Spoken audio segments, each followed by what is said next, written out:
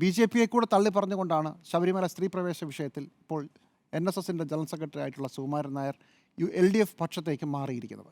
അപ്പോൾ B J P induced ആയിട്ടുള്ള ഒരു നീക്കമാകാൻ സാധ്യതയുണ്ടോ? കഴിഞ്ഞ തെരഞ്ഞെടുപ്പിൽ, അത് ഞാൻ ലോക്സഭാ തെരഞ്ഞെടുപ്പല്ല പറയുന്നത്, നിയമസഭാ തെരഞ്ഞെടുപ്പിൽ ബി ജെ പിക്ക് അക്കൗണ്ടൊന്നും തുറക്കാനായില്ലെങ്കിലും ഉള്ള ഒരു അക്കൗണ്ട് പൂട്ടിയെങ്കിലും 9 മണ്ഡലങ്ങളിൽ ബി ജെ പി 2ാം സ്ഥാനത്താണ്. അതിൽ 4 തിരുവനന്തപുരത്താണ്. പിന്നീട് ചാത്തന്നൂർ, പാലക്കാട്, മഞ്ചേശ്വരം, അതുപോലെ തന്നെ കാസർഗോഡ്, ഈ സ്ഥലങ്ങളിലാണ് 2ാം സ്ഥാനത്ത്. 5 50,000 വോട്ടുണ്ട്, 4 40,000 വോട്ടുണ്ട്, 15 30,000 വോട്ടുണ്ട്. ഇത്രയും ശക്തമായൊരു സാഹചര്യം വരുമ്പോൾ ബി ജെ പിക്കെതിരെ NSS നിലപാടെടുത്തു എന്നതുകൊണ്ട് ഒരു പക്ഷേ ബി ജെ പിക്ക് ഒരു അസ്വാരസ്യം വന്നു എന്ന് നമുക്ക് വേണമെങ്കിൽ വിചാരിക്കാം.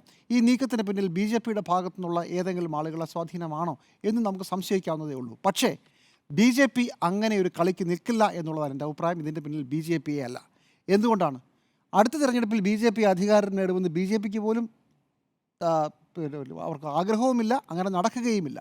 ബി ജെ പി ഒരു വെയിറ്റ് ആൻഡ് വാച്ച് ഗെയിം കളിച്ചുകൊണ്ടിരിക്കുന്ന കേരളത്തിലെ പാർട്ടിയാണ്. അവരുടെ ലക്ഷ്യം 2026 അതിനുശേഷം 2031 അല്ല, അതിനപ്പുറത്തേക്കാണ്.